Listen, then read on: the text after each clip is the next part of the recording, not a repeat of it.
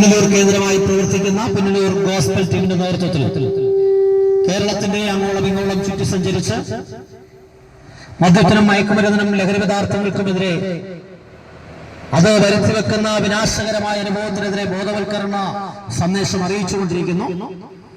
അപ്പോൾ തന്നെ തിന്മയുടെ പിടിയിൽപ്പെട്ട പാപത്തിന്റെ അഗാധ കൂപത്തിൽ വീണുപോയ മാനവകുലത്തെ രക്ഷിക്കുവാൻ, മാനവകുലത്തെ വിടുവിക്കുവാൻ മനുഷ്യന് രക്ഷയ്ക്കായി നൽകപ്പെട്ട ഏകനാമമായ ഏക സത്യ നിത്യദൈവമായ യേശുക്രിസ്തുവിന്റെ സനാതനമായ സത്യസുവിശേഷവും ഞങ്ങൾ വിളംബരം ചെയ്തുകൊണ്ടിരിക്കുന്നു.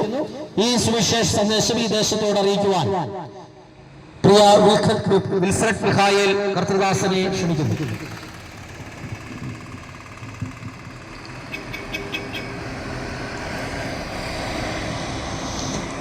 അധ്വാനിക്കുന്നവരും ഭാരം ചുമക്കുന്നവരായുള്ളവരെ, നിങ്ങൾ എന്റെ അടുക്കൽ വരുവിൻ, ഞാൻ നിങ്ങളെ ആശ്വസിപ്പിക്കാമെന്ന് അരുളി ചെയ്ത അഖില ലോക രക്ഷിതാവായ യേശുക്രിസ്തുവിന്റെ നിസ്തുല്യ നാമത്തിൽ ഞങ്ങളുടെ സ്നേഹവന്ദനത്തിന് പ്രാരംഭമായി അറിയിക്കുന്നു. കാലമതിന്റെ അന്ത്യത്തിലേക്ക് അതിദ്രുതം പാഞ്ഞുകൊണ്ടിരിക്കുന്ന കാലഘട്ടത്തിൽ അതിൻ്റെതായ ലക്ഷണങ്ങൾ ഭൂമിയും ഭൂനിവാസികളും ഭൂമിയുടെ ഫലത്തിൽ പ്രകടമാക്കുന്ന ഈ കാലയളവിൽ ഈ പ്രദേശത്ത് കടന്നു വന്ന മനുഷ്യപാപത്തെയും അവന്റെ പ്രവൃത്തിയും അത് ദൈവത്തെ എത്രമാത്രം ദുഃഖിപ്പിക്കുന്നു എന്നുള്ള വാർത്തയും അതിന്റെ പരിഹാരം വിശുദ്ധ വേദപുസ്തക അടിസ്ഥാനത്തിൽ അറിയിച്ചുകൊണ്ട് ഇന്ന് ഈ സായംവേളയിൽ ഈ പ്രദേശത്ത് ഞങ്ങളായിരിക്കുന്നു. പ്രാരംഭം പറഞ്ഞല്ലോ, കാലം അതിന്റെ അന്ത്യത്തിലേക്ക് അതിദ്രുതം പാഞ്ഞുകൊണ്ടിരിക്കുന്ന കാലഘട്ടത്തിലേക്ക് നാം എത്തിയിരിക്കുകയാണ്. സകല സൃഷ്ടിക്കും അഖില ലോക രക്ഷിതാവായ യേശുക്രിസ്തു ദൈവം നൽകിയിരിക്കുന്ന ഒരു കാലയളവുണ്ട്. ആ കാലത്തിന്റെ അന്ത്യത്തിലേക്ക് സൃഷ്ടി പാഞ്ഞുകൊണ്ടിരിക്കുകയാണ്. അതിന്റെ ലക്ഷണങ്ങൾ ഭൂമിയുടെ പരപ്പിൽ നാം കാണുന്നു. മനുഷ്യൻ സ്വസ്നേഹികളാകുന്നു, അമ്മയപ്പന്മാരെ ബഹുമാനിക്കാത്തവർ, മനുഷ്യർക്കാർക്കും കീഴടങ്ങാത്തവർ, പകയും വിദ്വേഷവും അസൂയയും നിറഞ്ഞ് കൊലപാതകവും ക്രൂരകൃത്യങ്ങളും പ്രവർത്തിച്ച് ദൈവത്തിൽ നിന്ന് അകന്നുകൊണ്ടിരിക്കുന്ന ഒരു കാലഘട്ടത്തിൽ നാം എത്തിയിരിക്കുകയാണ്. ഈ ചുറ്റുപാടുകളിൽ ഈ കാലയളവിൽ നടക്കുന്ന സംഭവവികാസങ്ങളെ നാം ഇന്ന് പരിശോധിച്ചു നോക്കിയാൽ ഞങ്ങൾ ഇവിടെ പറഞ്ഞ സംഭവവികാസങ്ങൾ ഈ ചുറ്റുപാടുകൾ നടക്കുന്നു എന്നുള്ള യാഥാർത്ഥ്യം നമുക്കെല്ലാവർക്കും അറിയാം. മനുഷ്യ മനസാക്ഷിയെ മരവിപ്പിക്കുന്ന തരത്തിലുള്ള സംഭവവികാസങ്ങളാണല്ലോ ഈ ഭൂമിയുടെ പരപ്പിൽ ഈ ദിനങ്ങളിൽ നടന്നുകൊണ്ടിരിക്കുന്ന വിശേഷം നമ്മുടെ കേരളത്തിന്റെ മണ്ണിൽ. പീഡന കേസുകൾ അനുദിനം വർദ്ധിച്ചു വരുന്നു. കൊലപാതകങ്ങളുടെ എണ്ണം കുറയുന്നില്ല, അത് ഓരോ ദിവസം കഴിയുന്നതും കൂടിക്കൊണ്ടിരിക്കുകയാണ്. ഓരോ ദിവസത്തെ പത്രവാർത്ത നാം വായിക്കുമ്പോഴും ഒരു പീഡന കേസോ അല്ലെങ്കിൽ കൊലപാതകങ്ങളോ അക്രമ സംഭവങ്ങളോ ഇല്ലാത്ത പത്രവാർത്തകൾ നമ്മുടെ ടി വി മാധ്യമങ്ങളിലോ പത്രവാർത്തകളിലോ ഇല്ലാതെ ഇല്ല. അതിന് ഓരോ ദിവസവും കഴിയും തോറും ഓരോ വർഷം കഴിയും തോറും അതിന്റെ എണ്ണം വർദ്ധിച്ചുകൊണ്ടിരിക്കുകയാണ്. ഇതെല്ലാം തിരിച്ചറിഞ്ഞുകൊണ്ട് മാറി വരുന്ന ഗവൺമെന്റുകൾ അതിൻ്റെതായ ബോധവൽക്കരണങ്ങളും കൗൺസിലിങ്ങുകളും എല്ലാം നടത്തപ്പെടുന്നുവെങ്കിലും ഈ പ്രവൃത്തിക്ക് മാത്രം ഒരു പരിഹാരം കാണാതെ വണ്ണം അത് അനുദിനം വർദ്ധിച്ചു വരുന്നു. എന്തുകൊണ്ട് മനുഷ്യന് ഇങ്ങനെ മൃഗത്തിലും സ്വഭാവം ചെയ്യുവാൻ തൊക്കൊന്നും മനുഷ്യന് കഴിയുന്നു? അവന്റെ വിദ്യാഭ്യാസത്തിന്റെ കുറവാണോ? അല്ല. നല്ല വിദ്യാഭ്യാസമുള്ള കുഞ്ഞുങ്ങൾ പോലും മദ്യത്തിനും മയക്കുമരുന്നും അടിമപ്പെടുന്നു. നല്ല കുടുംബത്തെ ജനിക്കാത്തത് കൊണ്ടാണോ? നല്ല പാരമ്പര്യം ഇരിക്കാത്തതുകൊണ്ടാണോ? മതവിശ്വാസമില്ലാത്തത് കൊണ്ടാണോ? ഇന്ന് ജയിലുകളെ സന്ദർശിച്ചാൽ അവിടെ കിടക്കുന്നവരെല്ലാവരും നിരീശ്വരവാദികളല്ല, അവരെല്ലാവരും ഈശ്വരവിശ്വാസമുള്ളവരാണ്. അപ്പോ ദൈവവിശ്വാസത്തിന്റെ കുറവല്ല, നല്ല കൗൺസിലിംഗ് ക്ലാസുകൾ കിട്ടാത്തത് കൊണ്ടല്ല, നല്ല കുടുംബത്തിൽ ജനിക്കാത്തത് കൊണ്ടല്ല, നല്ല വിദ്യാഭ്യാസം ലഭിക്കാത്തത് കൊണ്ടല്ല, എല്ലാം ഉള്ളപ്പോൾ തന്നെ മനുഷ്യൻ ഓരോ ദിവസം കഴിയുമ്പോഴും അവന്റെ പാപസ്വഭാവം വളർന്ന് ജന്മം നിന്ന് മാതാവിനെയും പിതാവിനെയും പോലും വകവരുത്തുവാൻ മടിയില്ലാത്തവണ്ണം അവംബദിച്ചുകൊണ്ടിരിക്കുന്ന കാലഘട്ടത്തിൽ നാം എത്തിയിരിക്കുകയാണ്. എന്താണ് ഇതിനൊരു പരിഹാര മാർഗം?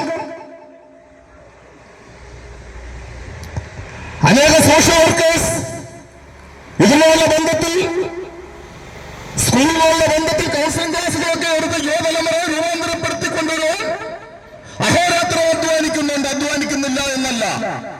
നല്ല കൗൺസിലിംഗ് ക്ലാസുകളും മദ്യപാനത്തെ DIT സെന്ററും ഒക്കെ നമ്മുടെ കേരളത്തിൽ ഉണ്ടെങ്കിലും അതിന് മാത്രമൊരു കുറവില്ല. മദ്യശാലയിൽ ചെന്ന് ഒരു കുപ്പി മദ്യം വാങ്ങിച്ചാൽ ആ മദ്യക്കുപ്പിൽ ഇങ്ങനെ രോഗ വിശ്വസിക്കുന്നു മദ്യപാനം ശരീരത്തിന് ഹാനികരമാണ്. ഒരു പാക്കറ്റ് സിഗരറ്റ് മേടിച്ചാൽ ആ സിഗരറ്റ് പാക്കറ്റിൽ ഇങ്ങനെ രേഖപ്പെടുത്തിയിട്ടുണ്ട്, പുകവലി ശരീരത്തിന് ഹാനികരമാണ്, അത് ക്യാൻസർ പോലുള്ള അർബുദ രോഗങ്ങൾ വരുമെന്ന്. ഇത് വായിച്ചറിഞ്ഞ് ഇതിന്റെ പ്രത്യാഘാതം എന്തെന്ന് തിരിച്ചറിയുന്നതിനുള്ള ഒരു ജനതയാണ് കേരള ജനത. എന്നിട്ടും തന്റെ അധ്വാന ഫലത്തെ ഒരു മടിയും കൂടാതെ ബേവറേജസിൽ കൊണ്ട് ചെന്ന് കൊടുക്കുവാൻ അവർക്ക് മടിയില്ല. എന്തുകൊണ്ട് ഇങ്ങനെ സംഭവിക്കുന്നു? ഇത് പലപ്പോഴും ഞങ്ങൾ കേൾക്കുന്ന പ്രിയ സഹോദരങ്ങളെ, ഇതൊരു ആത്മീയ വിഷയമാണ്. അതുകൊണ്ടാണ് ഗതിവീതികളിൽ ഈ വിഷയത്തെ ആധാരമാക്കി ഞങ്ങൾ കേരളമൊട്ടാടും നടന്ന് ഇങ്ങനെ പ്രഘോഷിക്കുന്നത്. ഇതൊരു ആത്മീയ വിഷയമാണ്. എന്താണ് ഈ ആത്മീയ വിഷയം? നിങ്ങൾ ഏത് മതത്തിൽ വിശ്വസിക്കുന്നവരായിക്കൊള്ളട്ടെ, നിങ്ങളുടെ വിശ്വാസ സംഹിത പഠിപ്പിക്കുന്ന ഒരു യാഥാർത്ഥ്യമുണ്ട്. എന്താണ് യാഥാർത്ഥ്യം? മനുഷ്യൻ നന്മ ചെയ്യണമെന്ന് ആഗ്രഹിക്കുന്നുവെങ്കിലും അവനെ കൊണ്ട് നന്മ ചെയ്യുവാൻ കഴിയാതെ വന്നു അവനെ തിന്മ പ്രവർത്തിപ്പിക്കുന്ന ഒരു ശക്തി പ്രപഞ്ചത്തിൽ അടക്കുവാഴുന്നുണ്ട്. ഞങ്ങൾ പ്രഘോഷിക്കുന്നത് ഈ ശക്തിക്കെതിരെയാണ്. ഈ ശക്തിയുടെ പേരാണ് പാപശക്തി. മനുഷ്യൻ ജന്മനാ പാപിയാകുന്നു.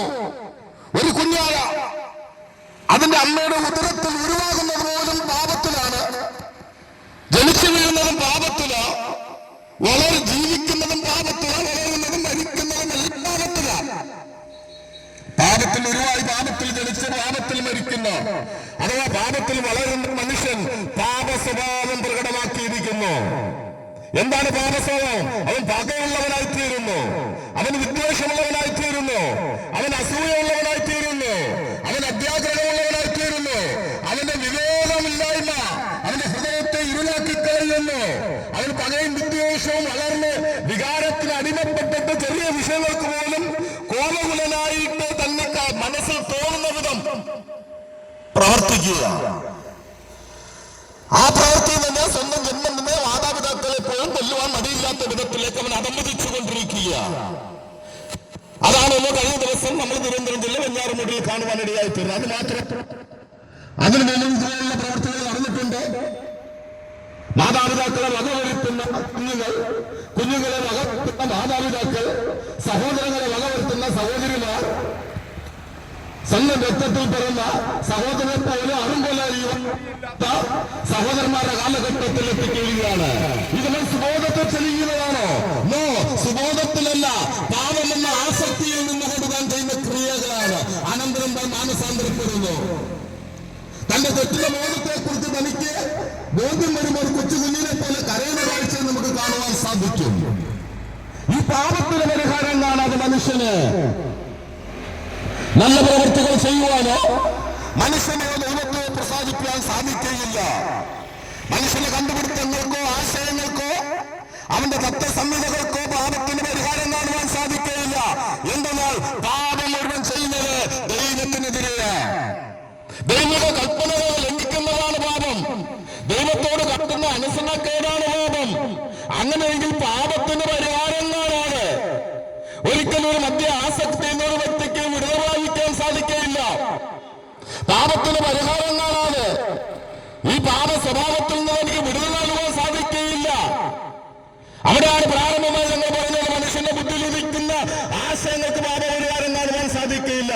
എന്നാൽ കാലത്തിന്റെ നിലവിൽ തന്റെ രൂപത്തിലും സാദൃശ്യത്തിലും സൃഷ്ടിക്കപ്പെട്ട മനുഷ്യൻ അനുദിനവും ആത്മപാതാളത്തിലേക്ക് പതിയപ്പെടുന്ന കാഴ്ച കണ്ടിട്ട് ദൈവം തന്നെ ഈ പാപത്തിന് പരിഹാരം കാണുവാൻ ഈ ഭൂമിയിലേക്ക് ഇറങ്ങി വന്നു. മനുഷ്യനെ പാപത്തെ കുറിച്ച് പഠിപ്പിച്ചു, പാപത്തിന്റെ ഭരണകാലത്തെ കുറിച്ച് പഠിപ്പിച്ചു. പാപം മനുഷ്യനെ ദൈവത്തിന് അകത്തുന്നു എന്ന് പഠിപ്പിച്ചു. എന്താണ് ദൈവത്തിന് അകത്തുന്ന പാപം? അക്ഷയനായ ദൈവത്തിന്റെ തേജസ്സിനെ മനുഷ്യബുദ്ധിക്ക് ചേരുന്ന മനം മറ്റുള്ളതിനോട് ഉപയോഗിച്ച് ആരാധിക്കുന്ന ഒന്നാമത്തെ പാപം. മനുഷ്യന്റെ ബുദ്ധിയിൽ ഉദിക്കുന്ന ആശയങ്ങൾക്ക് അനുസരണമായി ദൈവത്തിന് അവൻ തന്നെ രൂപകൽപ്പനകൾ നൽകി ആ ദൈവത്തെ, അക്ഷയനായ ദൈവത്തെ ക്ഷയമുള്ള പലതിനോട് ഉപയോഗിക്കാൻ കൊണ്ടും ഇടയായി തീർന്നു. അതാണ് ഏറ്റവും വലിയ പാപം. അങ്ങനെയെങ്കിൽ ദൈവം തന്നെ ഭൂമിയിലേക്ക് ഇറങ്ങി വന്നു, മനുഷ്യനെ പാപത്തെ കുറിച്ച് പഠിപ്പിച്ചു, പാപത്തിന്റെ ഭരണഫലം എന്താകുമെന്ന് പഠിപ്പിച്ചു, ദൈവത്തെ കുറിച്ച് പഠിപ്പിച്ചു. ആ ദൈവത്തിന്റെ പേരാണ് നസറനായ യേശു. ഒരുത്തൻ രക്ഷകൻ തന്റെ ജനത്തിന്റെ ഭാവത്തിൽ നിന്ന് രക്ഷിക്കുന്നതായാൽ യേശു എന്ന് പേരിടണമെന്ന ദൈവം ഏത് ഉദരത്തിലാണ് യേശു രക്ഷിക്കാവൂ ജനിക്കുന്നത് ആ മാതാവോട് പറയുവാനിടയായി തീർന്നു. അങ്ങനെ യേശു എന്ന് പറയുന്നത് ദൈവത്തിന്റെ ദൈവമിട്ട പേരാണ്. അർത്ഥം രക്ഷകൻ. ഇന്ന് തൽക്കാലം മാനവരാശിയുടെ രക്ഷയ്ക്കായി ദൈവമൊരുക്കിയ രക്ഷാമാർഗം യേശു ക്രിസ്തുവിലൂടെ ദൈവമൊരുക്കിയ രക്ഷാമാർഗമാണ്. ആ യേശു ഭൂമിയിലേക്ക് വരികയും മനുഷ്യനെ നന്മയെ കുറിച്ച് പഠിപ്പിക്കുകയും ദൈവത്തെയും മനുഷ്യനെയും തന്നെ അകറ്റുന്ന പാപത്തിന്റെ പരിഹാരം കാണുവാനിടയായിത്തീർന്നു. എന്താണെന്നറിയാമോ? മനുഷ്യന്റെ പാപത്തിന്റെ ശിക്ഷ തന്റെ ശരീരത്തിൽ വഹിച്ചുകൊണ്ട് എന്നേക്കും പരമയാഗമായി തീരുവാനിടയായി തീർന്നു. യേശു സകല മാനവരാശിയുടെയും പാപത്തെ വഹിച്ചുകൊണ്ട് എന്നേക്കുമായി പരമയാഗമായി തീർന്നുവെന്ന്. അങ്ങനെ ഈ കാൽവരിയിൽ യേശു ഒഴുക്കിയ രക്തം നമ്മെ ശുദ്ധീകരിക്കുന്നു, നമ്മളെ നീതീകരിക്കുന്നു, നമുക്ക് നിത്യജീവൻ നൽകുന്നു. ആ രക്തം നമ്മളെ ദൈവത്തോട് നിരപ്പിക്കുന്നു. എന്നെ കേൾക്കുന്ന പ്രിയപ്പെട്ടവരെ, ആകാശത്തെങ്കിൽ മനുഷ്യരുടെ സകല മാനവരാശിക്കും വേണ്ടി ദൈവമൊരുക്കിയ രക്ഷ യേശു ക്രിസ്തുവിലൂടെയുള്ള രക്ഷയാണ്. ഇന്ന് പലക്കാലം ദൈവം മനുഷ്യരെ നോക്കുന്നത് ജാതിയുടെ അടിസ്ഥാനത്തിലല്ല, മതത്തിന്റെ അടിസ്ഥാനത്തിലല്ല, വർണ്ണത്തിന്റെ അടിസ്ഥാനത്തിലല്ല, നിറത്തിന്റെ അടിസ്ഥാനത്തിലല്ല. മാനവരാശിയെ ദൈവം നോക്കുന്ന സകല മനുഷ്യരും പാപം ചെയ്ത് ദൈവതേജസ് നഷ്ടപ്പെട്ടവരായി പാപിയായി കാണുമ്പോൾ ആ പാപിക്ക് വേണ്ടി ദൈവമൊരുക്കുന്ന രക്ഷാമാർഗമാണ് യേശു ക്രിസ്തു എന്ന രക്ഷാമാർഗം. ഈ സന്ദേശം ഇവിടെ അറിയിക്കുന്ന ഞങ്ങൾ ഒരു കാലത്ത് ഞങ്ങളുടെ ഇഷ്ടത്തിനൊപ്പം ജീവിച്ചവരായിരുന്നു. എന്നാൽ ഈ സന്ദേശം ഞങ്ങൾ കേൾക്കുകയും ഈ സന്ദേശത്തിന്റെ മുന്നിൽ ഞങ്ങളെ തന്നെ മുട്ടുമടക്കുകയും ചെയ്ത് യേശുവെ ഞങ്ങളൊരു പാപിയാണെന്നുള്ള ഏറ്റുപറച്ചിലിൽ ഞങ്ങളുടെ എണ്ണമില്ല പാപം യേശു കഴുകിക്കളയുകയും സമൂഹത്തിൽ വെറുക്കപ്പെട്ടവരായി കുടുംബത്തിൽ നിന്ന് അകന്നു ജീവിച്ചിരുന്ന മദ്യത്തിനടിമപ്പെട്ട കുടുംബത്തെ കലഹവും സമൂഹത്തെ കലഹവും ഉണ്ടാക്കിക്കൊണ്ടിരുന്ന ഞങ്ങളുടെ ജീവിതത്തെ അർത്ഥവത്തമാക്കിയ ഒരു ജീവിതം നയിക്കൊണ്ടൊന്നും കാരണമായി തീർന്നത് ഈ സുവിശേഷമാണ്. അതുകൊണ്ടാണ് തെരുവീതികളിലും എന്നും ഞങ്ങൾ ലജ്ജ കൂടാതെ ഈ സുവിശേഷത്തെ പ്രവേശിക്കുന്നത്. ഇത് ഞങ്ങളെ രൂപാന്തരപ്പെടുത്തിയ സുവിശേഷമാണ്.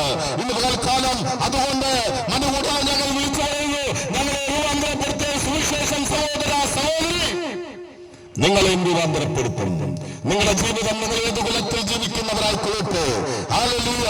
നിങ്ങൾ പാപത്തിനടിമപ്പെട്ട് ആ പാപ സ്വഭാവം പുറപ്പെടുവിക്കുന്നവരായി തീരുന്നവരെങ്കിൽ ഇന്ന് പലക്കാലം യേശു ക്രിസ്തുവിന്റെ രക്തം സകല പാപങ്ങളെയും പോക്കി നമ്മളെ ശുദ്ധീകരിക്കുന്നു. ആ ക്രൂശിനടുക്കൽ നിന്ന് കടന്നു വരാമോ?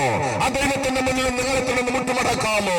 യേശുവേ ദൈവമേ, ഞാനൊരു പാപി, ഞാൻ പാപ സ്വഭാവമുള്ളവൻ, ഞങ്ങൾ മാതാപിതാക്കൾ അനുസരിക്കാത്തവർ, സമൂഹത്തിന് വെറുപ്പുള്ളവൻ, മദ്യത്തിന് മയക്കുമരുന്ന് അടിമപ്പെട്ട് കിടക്കുന്നവൻ, ഈ പാപാസത്തിൽ നിന്ന് വിടുവിക്കുവാൻ യേശുവിന്റെ രക്തത്താൽ ഞങ്ങളെ കഴുകണമേ, ശുദ്ധീകരിക്കണമേ. അങ്ങനെ മകളായി തീരുവാൻ ഞങ്ങൾ ആഗ്രഹിക്കുന്നു. ആ രക്തം കൊണ്ട് ഞങ്ങളെ കഴുകണമേ എന്ന് ആ ദൈവത്തോട് നിന്ന് പ്രാർത്ഥിക്കുവാൻ സാധിക്കുമോ? ആ യേശു ക്രിസ്തുവിന്റെ രക്തത്താൽ നിങ്ങളെ ശുദ്ധീകരിപ്പാൻ ആ ദൈവം സർവശക്തനായി ഇന്ന് ആ പകൽക്കാലം നിലകൊള്ളുന്നു. ഇവിടെ ഈ മെസ്സേജിന് ഇവിടെ സംരംഭം കുറയ്ക്കുകയാണ്. ഇവിടെ ഞങ്ങൾ ഭൂഷ്ടപ്പെടുകയാണ്.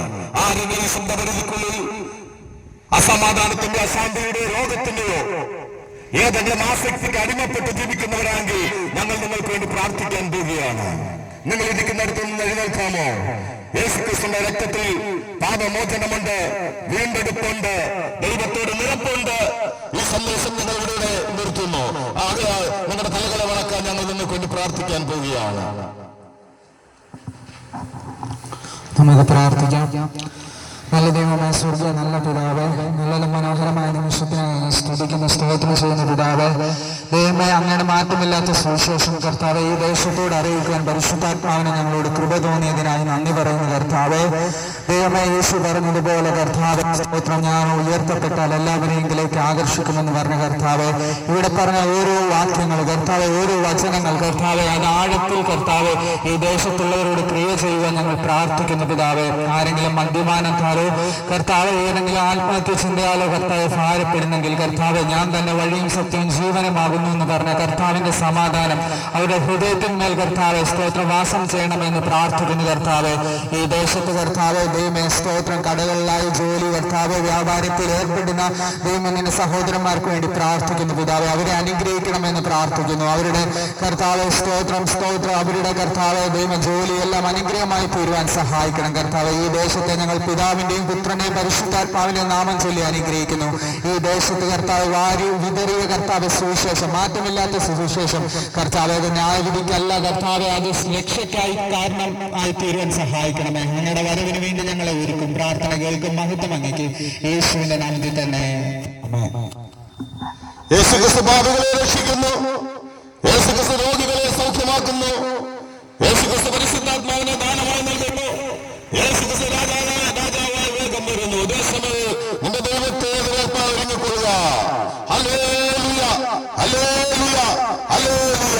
ആമേൻ. കർത്താവേ വേഗം വരണമേ. ഇത്രത്തോളം ഞങ്ങളെ ശ്രമിച്ച എല്ലാ പ്രിയപ്പെട്ടവർക്കും യേശുക്രിസ്തു നാമത്തെ സ്നേഹവന്ദനത്തെ അറിയിക്കുന്നു. God bless you all. Amen.